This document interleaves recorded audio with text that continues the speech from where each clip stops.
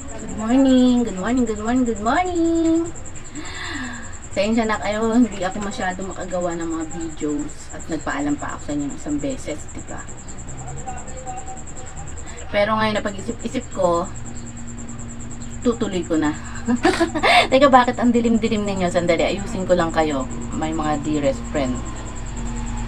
Okay, pero ganun pa rin, madilim pa rin. Against the light lang siguro talaga, or kasi patay yung ilaw namin dito. Hindi ko kasi abot yun, kaya hindi ko mabuksan. Tapos ngayon, ito naman bumabagsak. Wait lang ha. Okay, hindi pa kayo nakaayos kasi binuksan ko na kayo. Na ngayon, mag-aalmusal muna ako. Tapos kakain muna ako. Kasi kagigising ko lang almost 9 o'clock. Tapos, magkakape lang. And then, baka pumunta tayo ng palengke. Sasama ko rin kayo, ha? So, mamaya na lang. Hi, andito po ako ngayon sa Inasal. Nasa gate po ako ngayon. Diba sabi ko kanina, pupunta ako ng gate. So, nandito na po ako ngayon sa gate 2. Natapos ko na po yung lakad ko dito. Ngayon, nandito po ako. Pinulit ako ng asawa ko. Ngayon kami dito sa Inasal. Kaya lang, nihintay ko pa siya kasi bumili pa siya ng paninda niya.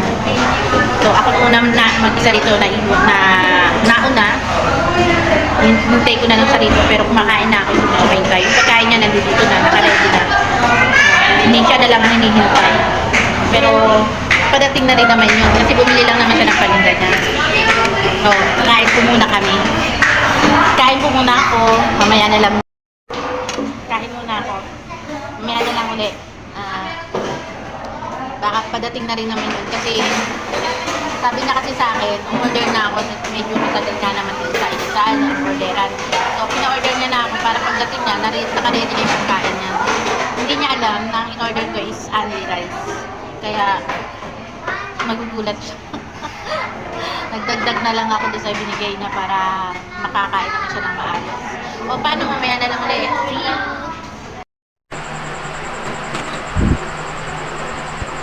Hello! Umpisa na naman ako. Magluto tayo ngayon ng gatang alimasag. Maghihiwa muna ako. Hindi ko na sa inyo ipakita yung mga hihiwain ko ha. Mamaya-maya na lang. Hello. Gagata tayo. Teka na, wala pa akong ayos ha. Hindi pa ako naliligo. Mag-ano muna ako, magluto muna ako bago ako kumilos ba sa katawan ko ha. Magata muna tayo. Yung lamesa namin masikip. Don't worry, nagugas naman po ako ng amay, hindi ko na napakita sa inyo.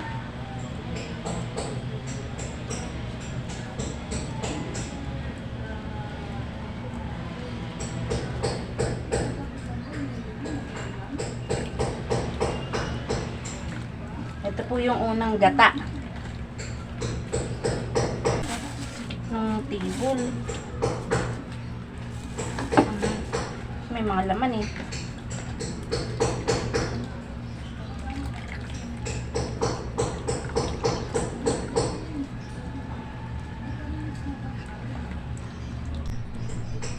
Dinamihan ko yung unang gata.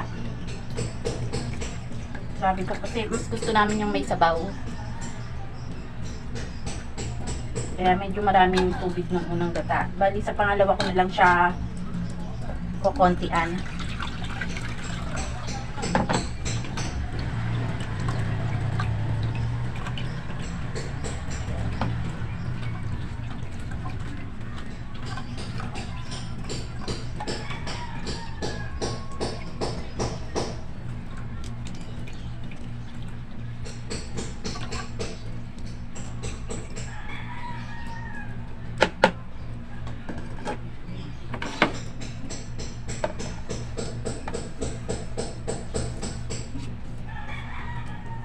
Diba? Yung unang gata. So, itatapon ko na po ito pagpila ko. Ito yung pangalawang gata. So, hindi lang po yung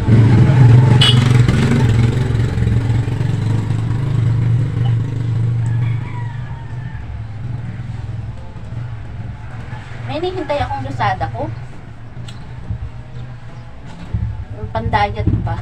Diet eh. No? Diet na po ako. Kaya sabi ko, inom ako ng diet pills para makontrol ko yung kain ko. Kasi kapag hindi ako uminom siguro noon, hindi ko kakayanin mag-diet.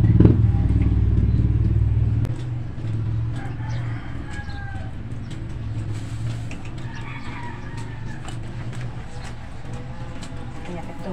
Sensya na kayo ha. Ngayon lang uli ako nakapag-vlog, nakapag-video sa inyo. Ngayon ko lang uli kayo ngayon lang uli ako makita ha. Kasi sa totoo lang, hindi ko po alam, parang tinatamad na ako. Pero bago pa lang naman ako dito sa YouTube.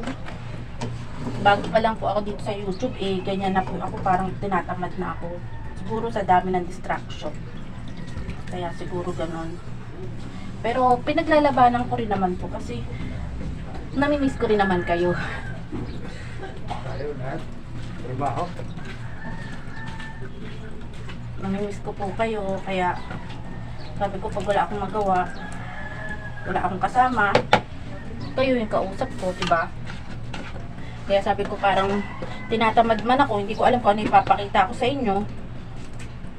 Eto, pinilit ko pa rin yung sarili ko. Kasi namimiss ko po kayo talaga. Iayos na po natin para mahugasan na. Ito po yung mga ulam namin na kagabi.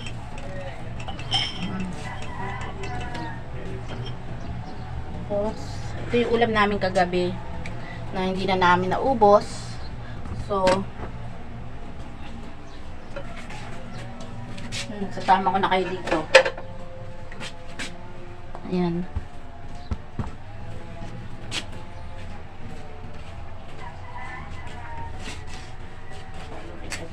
Maghugas po muna tayo. Hugasan ko po muna to. Tensya na kayo sa bahay namin. Hindi pa napagpinturahan. Hindi po si ayos to. Tensya na kayo ha. Kalikot ako sa inyo tuloy eh. Teka. Kunin ko kayo kasi hindi ko rin ko nakikita nyo lapad eh. Lapad talaga ng likod ko eh no. Ayan. Para kahit paano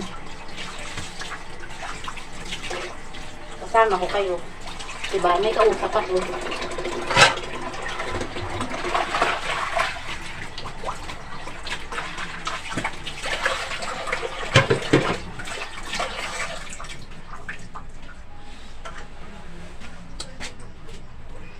Nakasaing na po yung anak ng lalaki bago siya umalis. Kaya ako lang po mag-isa ngayon dito. Ako lang po mag-isa naiiwan. Kasi may pasok na mga bata ngayon sa school. So, kaya ako na lang uli mag-isa. Dali lang ha. Salamat. Higasan muna natin itong gulay.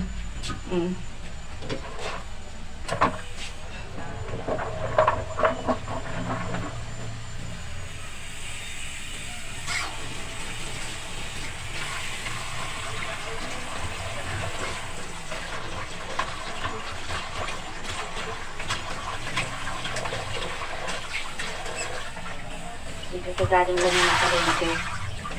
Kaya kailangan natin hugatan. Ayan. So, kuha ako ng kawali.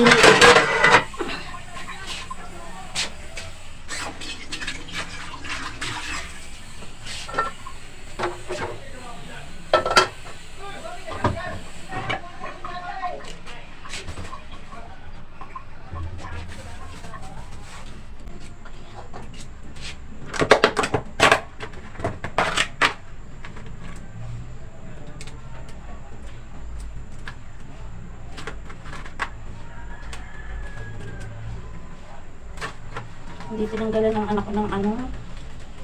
Tawag dito. Ng goma. Hindi siya natanggalan ng goma. Iluluto ko na lang lahat-lahat. Wala, nandito pa rin yung goma. Akala ko naman po natanggalan na.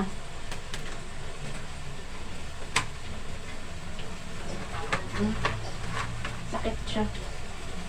Sakit sa... Makabukas niya yung kalan. Bali, pinaiinit ko na lang, tinatanggalan ko na lang ng tubig para pagsalin ko ng mantika. Kasi gusto ko pagka nagluluto ako ng magado, talagang gisa. Nagigisa po talaga ako.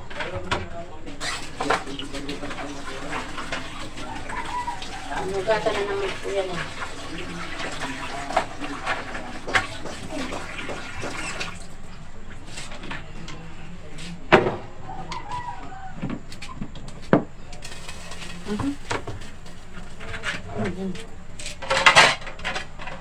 Talsigan ang tubig ng kamay ko. Ay, namatay. Teka lang ha. Hawain natin sa gitna para sumatas. Kasi pagka hindi siya nahiwa sa gitna, hindi siya lumalabas, hindi siya kumakatas.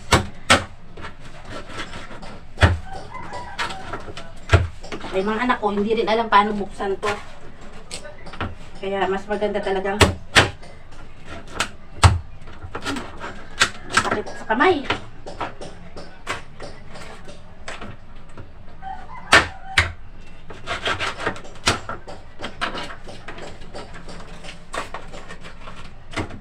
Masakit po sa kamay.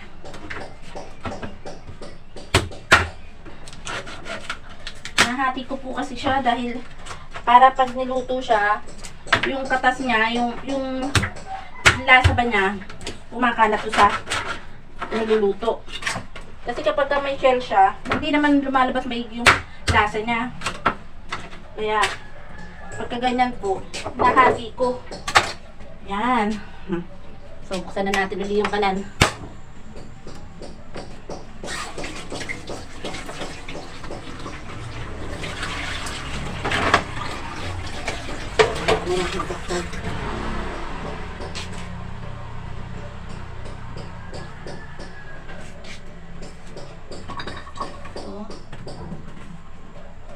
Ang mantikang gamit na.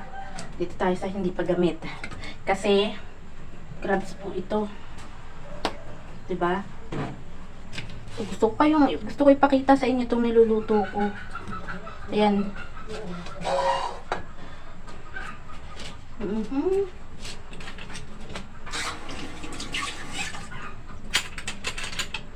Ay, naku. So, mahiwagang sandok. Yan po yung paborito kong unahin natin ang luya.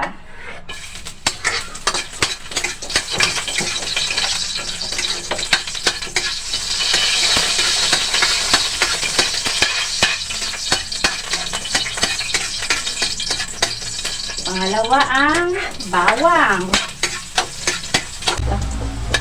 Ayan po. Ay, sorry.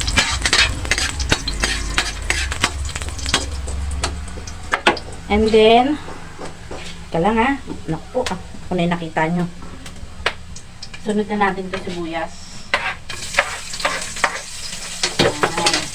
Ayan po. Sunod natin to.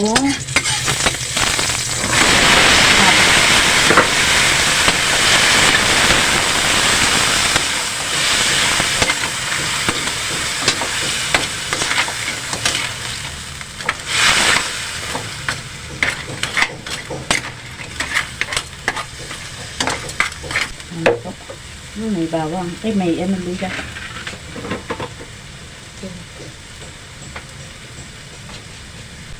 Sunod natin yung pangalawang gata.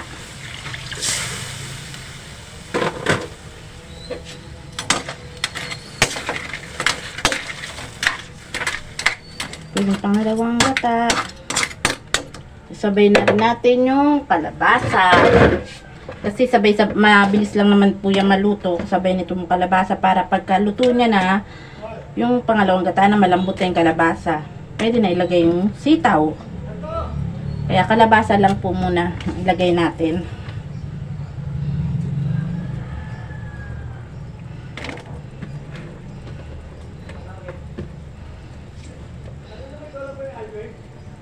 Ayan po, kalabasa po muna.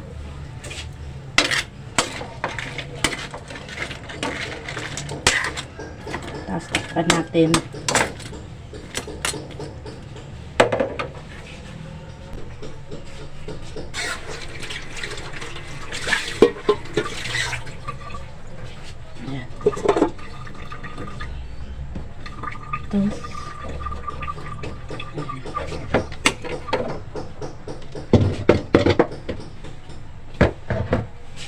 Gas po muna ako ng pinaggamitan na konti.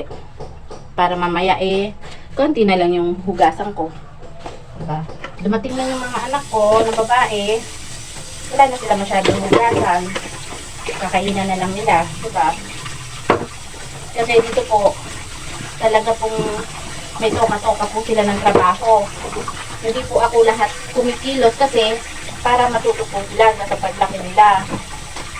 Alam nila yung gagawin na nila. Yung bang may alam sila sa loob ng bahay. Ganun po yung ginagawa ko sa kanila. Na maliit pa sila, ganyan na sila, maliit pa sila. Habang bata pa, tinuturuan ko na sila kung ano yung dapat nilang gagawin sa loob ng bahay. Ganun po. Para pagka lumaki na sila, at may kanya-kanya ng pamilya, marunong na po sila sa buhay, marunong na po sila sa gawaing bahay. Hindi ba? Hindi po sila mahihirapan sa gawaing bahay kasi alam nila lahat ikilos. Yun lang po yung sa pagluluto. Yung ibang anak ko po, bata pa talaga, alam na marunong na sila magluto. Natutunan na po nila agad. Pero itong dalawang babae ko pong maliit, hindi naman sabihin natin maliit, ay mga bunso namin. Dalawang babae, yung bunso at saka yung sinundan ng bunso, hindi pa po sila masyadong marunong magluto. Ang alam lang po nilang lutuin ay mga prito-prito pa lang po. Yan. Kasi medyo na-spoiled. Hindi naman na-spoiled, kaya lang talagang ganyan. Ayan.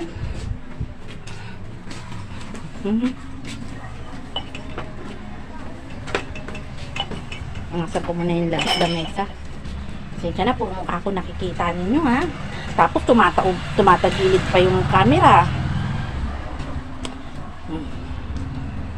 Minsan na, tapos wala pa akong ayos-ayos. Ayan. Tapos napakito ko na lang po yung niluluto ko. And then, medyo mahina siguro.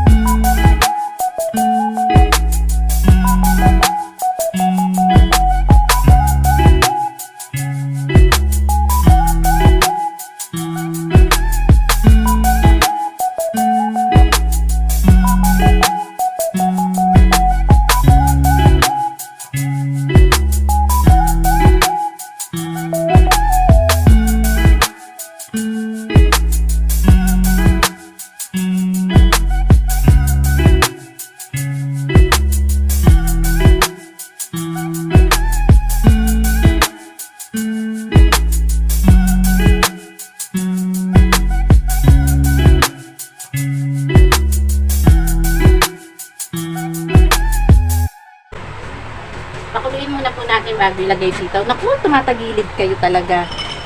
Oops. Tumatagilid eh. Mabigat. Hindi pala kaya ng cell. Ayan. Siya kayo doon sa likod namin ha. Sa lababo namin. Hindi pa kasi yan nagagawa. Ipapatiles pa yan. Kaya lang hindi pa namin may patiles kasi nagdadalawang isip ako. Ang gusto ng mister ko, unahin yung bubong, ipaayos. Sabi ko, unahin na yung lababo kasi matatagalan pa. Malaki pa yung gastusin dito sa bubong kasi gusto niya dagdagan ng hollow blocks para maanuhan. Sabi ko, mas maganda yung lababo na lang muna para magiging malinis-linis naman, hindi ba? Diba ko sa mister ko, siyempre, siya yung masusunod, siya yung lalaki. Hinintay ko na lang kung ano magiging decision niya. Hindi ko lang alam kung naririnig nyo, mahina yung boses ko ha. Nagay ko na kayo dyan sa taas. Kasi, nahihirapan na ako. Hindi ko alam saan ko ilalagay eh. Wala na kasi yung dating selfie stick ko.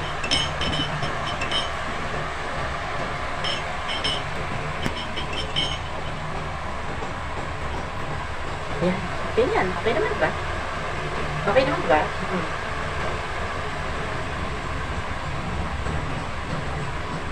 Maya-maya na ako maliligo. Kapag kayong tapos ko na yung niluluto ko. Okay naman yung hair ko, no? Hindi pa naayos kasi bagong ribbon lang yan. Wow, nagko-ribbon.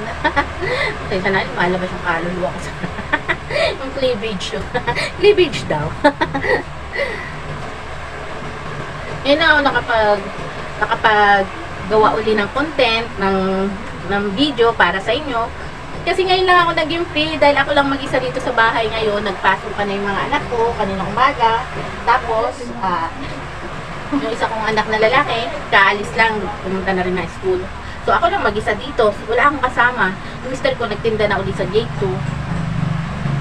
Ngayon, tapos na naman akong maglinis. Pero medyo makalat pa rin yung bahay. Kahit na bagong linis sa paningin ko ay makalat. Kasi basta hindi ko pa naayos yung sarili ko, kahit anong gawin ko din sa bahay, yung paningin ko parang madumi. Sino ba relate dyan na kailangan makalinis muna ako ng katawan ko para makita ko yung bahay na nilinis ko kung malinis na. Yung bang ganun yung pakiramdam ko. Pero kung nalinis ko yung sarili ko, yung nakaligo na ako, tapos na rin ako sa bahay na to, siguro ma-feel ko yung ayos ng bahay. Ganun po kasi yung pakiramdam ko parati. Kailangan maayos ko muna yung sarili ko bago yung loob ng bahay. Mararamdaman ko kung talagang nalinis ko ba siya ng maayos o hindi. Ganun po yung ano ko eh. Hindi ko lang alam sa iba, pero sa akin po, kasi iba-iba naman po tayo, hindi ba? Kaya ganun. Tapos ngayon yung nihintay ko, hanggang ngayon wala pa. Nagpaano nga ako ng slimming pills. Hindi ko alam kung tatalab yun sa akin. Kasi talagang nahirapan talaga ako mag-diet. Malaki-laking katawan ko, tapos mabigat pa. Kaya ang ginagawa ko, uminom na rin ako ng tea para maka-slim. Useless po sa akin. O tama, maano naman po siya, tumatalab naman, pero hindi po ako pumapayat. Kaya sabi ko, dala siguro sa pagkain. Pero yung pagkain ko, hindi rin naman po ako masyadong malakas kumain. Sa gabi lang po, pagkasama-sama kami mag-dina, yan. Yung sabi ko nga, ayoko nang kumain sa gabi. Pero hindi ko pwede, hindi ako kain sa gabi. Gawa nga ng, andiyan dyan yung mister ko, ayaw niya nang hindi kami kumakain sa gabi. Gusto niya, sa gabi na lang kami nag-iipon-ipon. Kaya kailangan, lahat kami kakain, sama-sama kami kakain. Kung ano man yung nailuto niya, naiuli niyang ulam. Yun po, pagsasalusaluhan namin. Pero tung tanghali, nasa akin na yung kumakain ako o hindi, o hihintayin ko yung dalawang anak ko. Kaya, kukuha po ako ng slimming pills, umorder po ako ng slimming pills para kahit sa tanghali, medyo mabawas-bawasan na hindi ko pagkain. Kasi pag dating ng tanghali, ako lang mag-isa. Pag lilibangan ko po yung pagkain. Tapos sabi ko, magda-diet ako. Pero pag nakakita na ako ng pagkain sa tanghali, kahit ako lang mag-isa, Diyos ko, nalalantakan ko. Hindi naman po ako malakas kumain ng kanin po. Si Chiria, hindi po ano yung nandiyan dyan sa lamay, sa papak-papak. Ay, nasisilok ako. Yun po ako lumalakas yung papak-papak ng pagkain na nasa lamesa. Kaya ang ginagawa ko ngayon, mag-ano na lang ako, slimming pills. Yun po. Pag dumating po siya, ipapakita ko po sa inyo. Sa ngayon hintayin muna natin yung niluluto ko. Kasi gusto ko kumain naman yung dalawang anak kong babae na pagdating nila may pagkain sila, may ulam sila. Kasi kahapon, hindi ako nakapagluto dahil hindi naman po sila rito kumain dahil sa church po sila kumain dahil mayroon pong visitor sa church. Kaya, yung kasama po yung mga anak ko sa nagpunta sa church para dun sila kakain, mga beamers. So, ngayon, ito naman po. Kaya sabi ko, dito sila kakain ng tanghalian, nagluto po ako. So, sandali lang, baka kumukulong na. Oo, ayan na nga.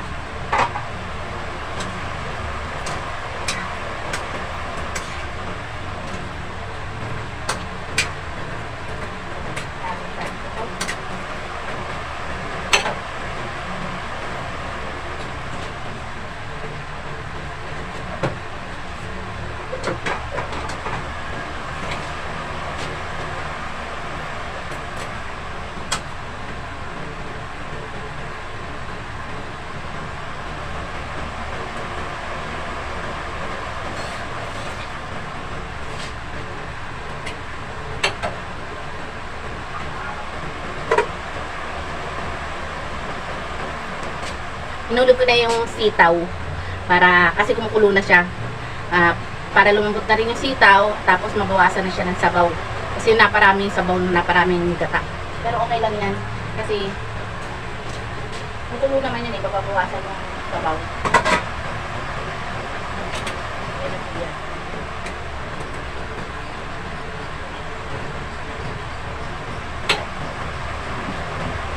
Kalabasa at saka sitaw lang po yung hinalo ko doon sa may crabs. Kasi yun lang naman yung madalas lang itong gulay, mga ganyan lang. Pero yung talong, hindi po sila nakain ng talong. Pero kapag tinorta ko yung talong, na torta,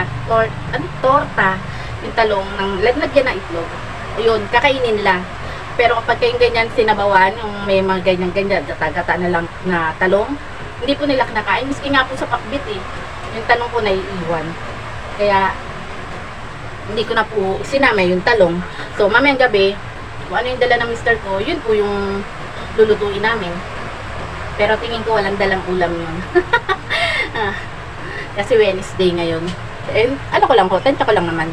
Hindi naman ako sigurado. O, paano po?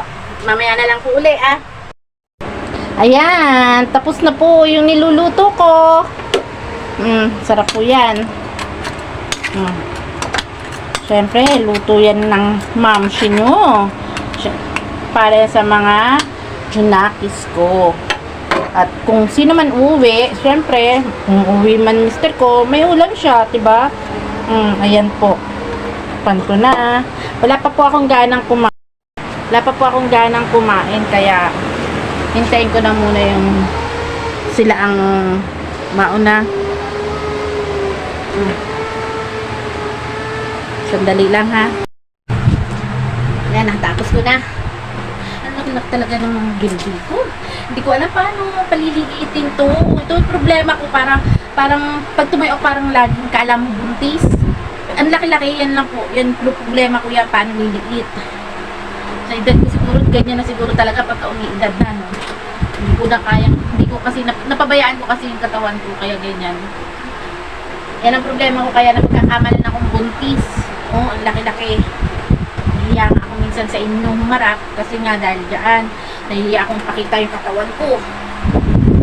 Dahil dyan, ikita nyo yung kaluluwa ko. Hindi, tapos na po kasi yung niluluto ko. So ngayon, naghihintay na lang ako kung sino yung darating na anak ko para kakain na kami. Pagpabili na lang siguro ako ng soft drinks. Yun, malakas pala ako sa soft drinks kaya nahihirapan ako mag-diet. Pero, pag dumating na yung slimming pills ko, siguro hindi ako sigurado, baka mabawasan. Pero hindi talagang, kinokontrol ko naman. Hindi naman ako pwede kasi uminom ng lemon. Dati umiinom ako ng lemon kaya medyo wala ako ng bilbil. Acidic po ako. Nagmamanas ako kapag kayong umiinom ako ng lemon o kaya luya. Acidic. Nagmamanas yung paa ko pagka yung nainom ako nun. Pero nung simula nung tinigil ko yung lemon at saka yung luya, yan, nawala naman din yung manas ko sa paa, yung mga talampakan ko, basta yung paa ko minamanas siya. Kapag kayong tumayo ako, lumakad ako, konting lakad lang, konting upo, maya may manas na ako, ganyan. Kasi acidic po ako. Tapos sinasabayan ko pa ng inom ng lemon at saka ng luya. Nung in-stop ko po yung pag-inom ng lemon at saka ng luya, ayan, gumaling naman yung binti ko tsaka yung paa ko. Nawala naman siya. Hindi na ako minamanas. Kaya sabi ko, ang problema ko, kung yung dati, nababawasan na siya, medyo nawawala na siya ng time na yun. Bumalik siya ngayon kasi hinto ko. Yun ang problema ko ngayon. Hindi ko alam kung paano ko siya ngayon aalis ng bilbil ko. Pero ngayon kasi, nag-i-start ako yung pagkakakain, tumatayo yung pagkatapos kumain. Tumatayo na po ako minsan. Minsan naman, hindi naman ako makatayo na, kasi ang litlit lang ng bahay namin, tapos kung tatayo pa ako, ang sakit-sakit ko na, laki-laki ko. Kaya yun yung nagiging problema ko. Huwag yun ang pansinin yung bilbil ko, kasi talaga nahihiya po ako sa inyo kapag, nakikita ninyo. Ngayon, yun na lang, hinintay ko na. Tapos kakain na kami. Sama kayo mamaya. At kung may time, kung ano pa yung magagawa ko mamaya, pakita ko na lang sa inyo, ha? Kasi ngayon, wala tayong ganap. Hindi ako makalabas ng bahay dahil medyo umuulan. Gusto ko mamasyal. Hindi naman tayo makapasyal kasi nga umuulan. Wala akong pwedeng ibang na sa kalsada para maigala ko kayo. Gusto ko kayo igala. Ang problema nga hindi ako makagala kasi gawa nga niya umuulan. Gusto ko pumunta ng Timodo, gusto ko pumunta ng Robinson o ng Manawis. Yun sa pasyalan doon. Pero one time, baka sa birthday ng anak ko, ipasyal ko kayo sa Manawis. Maganda daw kasi doon. Hindi ko pa nararating yun, tsaka hindi ko alam kung paano puntahan. Aalamin ko pa lang kung paano pupuntahan yun para makapasyal tayo doon, ha? Sa ngayon, dito muna sa loob lang ng bahay ang gawa ko. Pasensya na muna kayo kung walang thrill. Walang ano yung sense, kung sa iba walang sense yung ginagawa sa bahay. Kasi routine naman yan ng mga mamshi, diba? Mamalengke, maglinis, magluto, maghugas. Yan ang gawain natin sa loob ng bahay. May paglalaba pa. Pero hindi na, once a week lang po kami kasi maglaba. Hindi po araw-araw. Kaya, pag naglaba ako, isang beses lang talaga sa loob ng isang linggo. Pero, minsan naman, pag sinisipag at wala talaga akong nabuboring talaga ako, hinahawa ako ng labahin. Kasi ang inaano namin, kaya once a week lang, natitipid kami sa tubig. Kasi ang laki na naman ng tubig. Doon po, anak ko lang po yung nagbabayad ng ilaw, tubig, yung bills namin dito, yung anak ko po yung babae, yung dalaga ko, siya po yung nagbabayad ng bills namin. Nahihiya na po kami kasi. Kaya ang ginagawa ko, once a week na lang, imbis na kanya-kanya kami ng laba, yung mga binata ko, dapat sila na maglalaban ng gamit nila. Hindi na po sa kanila pinalalaban. Sinasama ko na po sa amin, ako na po yung naglalaba lahat. Minsan yung dalawang babae po ang naglalaba. Kasi nga po, niisip yung tubig para isang labahan lang. Hindi po masyado marami. Pati sa sabon, diba, tipid din. Isang isang gamitan lang. Tapos, sa ilaw, yan talagang medyo kami kasi nakabukas yung ref. Medyo malakas talaga kapag nakabukas yung ref namin dahil style yung ref namin, malaking makina sa likod. Kaya malaki rin po yung bill namin. Tapos ilan yung electric pa na gumagana sa gabi? 3. Nandito sa isang kwarto, at lahat ng kwarto gumagana yung electric fan. Tsaka yung ilaw. Kaya medyo malakas kayo kasi nasabay pa namin sa ng plancha pag kayo papasok na yung bata. Kaya ganun. Kuryente malakas. Kaya ang ginagawa ko sa tubig po, ako bumabawi ng pagtitipid para hindi naman po nakakahiya sa anak kong dalaga dahil siya po yung nagbabayad po. So ngayon nga po, diba, nasabi ko na nga po sa inyo na may problema pa kami dahil sa paa ng mister ko. Naghihintay pa rin kami ng ng tawag ng East Medical Hospital, sa hospital. Hanggang wala pa silang tawag. So, by September 4 or I don't think kung anong petsa. Basta yung September, pupunta po kami na po ang magka-follow up ng operasyon ng asawa ko. Hindi ko pa lang po alam kung kailan, pero baka maoperahan po yung mister ko. Pero sigurado po na kami na operahan siya kasi yun po yung sabi ng doktor. Yun nga lang po, itay na lang namin yung schedule. Ngayon, hindi po tumatawag yung ospital, so kami po ang pupunta ron para hingin namin sa kanila yung schedule kung kailan po maoperahan yung mister ko. Ganun po mangyayari. Kasi hindi naman po sila natawag, parang ang labo. Ganun na lang po. Tapos, malaking gastusin pa yun, kaya gagawa na lang po namin ng paraan. Siyempre, hindi siya makapagtinda ng maayos. Kaya, tumutulong po yung mga anak ko sa gastusin sa bahay. Sila po yung sumasagot na ng mga bills namin. Tapos yung mga budget, yung mga paggastos dito sa bahay, sila na rin po lahat. Every week, nagbibigay na po sila. Tapos, plus, hati rin sila sa mga bills namin dito sa bahay. Yung ilaw, tubig, wifi, tsaka yung binabayaran ko pang sa home credit. Yun po, hati-hati po sila. Tapos yung sa bigas, gaas namin yung sa Sulain, may toka-toka po sila. Dalawa lang po silang tumutulong pa sa amin. Kasi dalawa pa lang naman yung anak namin na nagtatrabaho ng regular. Buti nga po wala pang asawa. Pero gusto ko na po mag-asawa yung isang lalaki ko. Kasi 30 anos na po siya, 30 years old na. Wala pa rin asawa, wala pa rin girlfriend. Iniisip ko pag tumanda kami, di ba? Sino na makakasama niya? Kung halimbawa na tumanda na kami, mawala na kami dito sa mundo. Dahil hindi naman tayo permanent dito sa mundo, di ba? yun ang iniisip ko, papaano siya lang mag-isa. Hindi naman niya lagi makakasama mga kapatid niya kasi syempre magkakaroon mo yan ng mga kanya-kanyang buhay. Eh siya, wala siyang asawa, wala siyang anak. Kaya sabi ko, mag-asawa na siya, mag-girlfriend na siya, tatanggapin ka naman kung anong klaseng tao. Huwag lang yung pariwara kung talagang hindi kaya magbago, hindi ba? Hindi naman po ako salbahe. Tanggap ko naman po ano yung iuwi ng anak ko dito. Ngayon, yung babae ko naman, may boyfriend na rin po siya, kaya secure, yung madatag po yung loob ko sa kanya kasi may boyfriend siya na pwede maging kahalin niya. At yung panganay naman namin, meron naman siyang asawa na, may anak na. Kaya niya na yung buhay niya, nakakatayo naman sila sa sarili nila.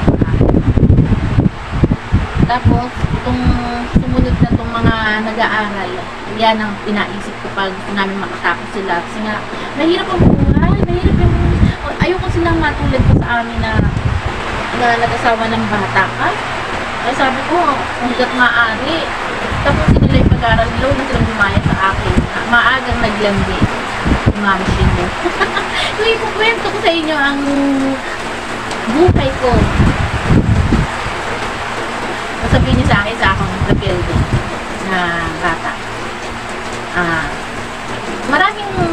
Maraming pwedeng i-ano sa akin, pero sa kanya na lang po yung malalaman. Revenge. hindi ko po ano. Tsaka ko na lang po yung ikwento sa masyadong mahaba ng po. So ngayon, hanggang ngayon, naghihintay pa rin ako doon sa anak ko kung sino yung mauuna sa kanila, yung grade 9 or yung grade 6 ko. Kaya, mamaya na lang po uli. Ay, dumating na po yung isang anak ko. Isa na lang po para makakain na sila. Kumain na po ako. Hindi ko na natagalan. Kumain po ako mag-isa. Kasi ang tagal po nila. Alas 12:30 na mag-alauna. Okay, kumain na ako. Kumain ako konti lang. Kasi syempre pag mag-isa ka lang, diba? Ngayon, ninintay ko na lang kakain na lang sila, tapos paano, tapusin ko na hanggang dito na lang, ha. So, susunod na lang po uli. Bye!